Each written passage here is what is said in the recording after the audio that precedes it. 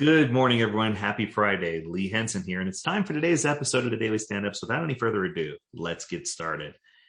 It's Friday. We've made it through another amazing week. Things have been so good lately. Life's been good. Family's been good. Everything has just been rolling along, and I want to thank you all for being part of the journey. Now, last Friday, we discussed my son and those moments in time where all the world stops just for that moment so that you can embrace or so that you can see something that's happening so you can have your aha moment and really make a connection. And we talked about how there's only a handful of those that happen in your life. And since I made that podcast episode, I've gotten a number of emails from people asking me to share other moments like that. And some of those are very intimate and personal, but I will share one more with you. And I hope that you'll enjoy this and it'll tie in to something that'll help uplift you and make you a better person, and something that'll allow you to share your talents and gifts with others. So here we go. So I remember it was a few years ago, our family took a trip to Europe, and we specifically had an opportunity to visit Italy. Now, in Italy, we wanted to do one of the things that most typical tourists don't want to do. We wanted to walk into the inner city and just kind of stop in little shops and get a feel for what Italy was really like. We weren't necessarily interested, while we were interested in hitting the touristy places, we didn't want that to consume our trip. We wanted to feel the richness of the people who were true, pure Italian. And we wanted to kind of immerse ourselves in that experience. And we had an opportunity to walk through several streets, and we came to an area where they had like a square, and it was a town square. And I remember because they had a little shop on a corner that sold bottled water for very cheap, which I was very pleased with. But they also had, an area that was wide open with a fountain, and it was beautiful, and they had benches lining the outside. But in the center, they had a group of children, and the group of children were playing football. They were playing soccer. And my daughter, being as brave as she is, she says, "Dad, she says, can I go play with them?" She played soccer in the U.S. for a team. She said, "I want to go play with them." I said, "Yeah." I said, "Go for it." And we took a break and kind of sat down and we watched her do her thing. And she tried so hard to communicate with these children, and none of them really understood English very well. And she came back over crying. And I said, "What's wrong, Kate?" And she says, "They don't understand me." And I said, "Well, that's because you're trying to use your mouth to speak instead of using body language." I said, "Try going out there one more time and let them know how you feel. But instead of trying to articulate everything using words, try to be expressive and emotive and show emotion and show them how much you want to be part of their group and how much you want to be their friend." And let me tell you, this was another one of those moments where time stopped for me.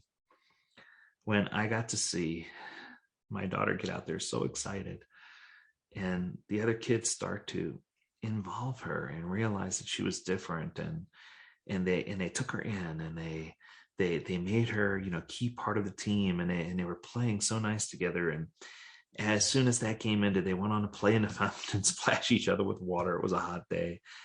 But what was so beautiful was to see how she couldn't communicate a single word with these children. But when it was time for us to move on and leave, these children begged us to stay. And they hugged her. In the best English they could, they told her how much they loved her. Now, she's about to celebrate a milestone birthday. She's about to celebrate her 13th birthday. And I just love her so dearly because she made it possible for me to have another one of these moments. It's a moment where nothing else mattered. And she was able to express who she was. And as a result, it made everyone around her want to be her friend and want to be part of, even if they couldn't even speak a word to each other, they still built a friendship that was just so cool. It was just so neat to see. One of them ran over to their parents and borrowed a phone and tried to use a translator to talk to her on the phone just so that they could have a conversation. And it was just, the warmth that I felt has never gone away. Another time where I felt that same warmth was a story that I read. And it was a story of a gentleman. Now, this guy was in his 20s. He was probably 24, 25. But he was special needs. He was autistic. And a very similar story. He saw some children playing outside, and his mental capacity was that of a child, and he wanted to go play with the kids outside. And it was very difficult for him because in the park where he was going to play, there were a lot of parents who wanted to judge him just based on his physical appearance and his age. It looked like he had no place to play with the children. Some were concerned that he might try to abuse their children or take advantage of them in some way. And it was just, you could see his emotional parachute, his emotional balloon just ran out of air. And it was awful. It was so hard to watch because people didn't understand from the outside. But then something really cool happened. One of the kids on the inside did recognize and said, hey, how about we include this guy?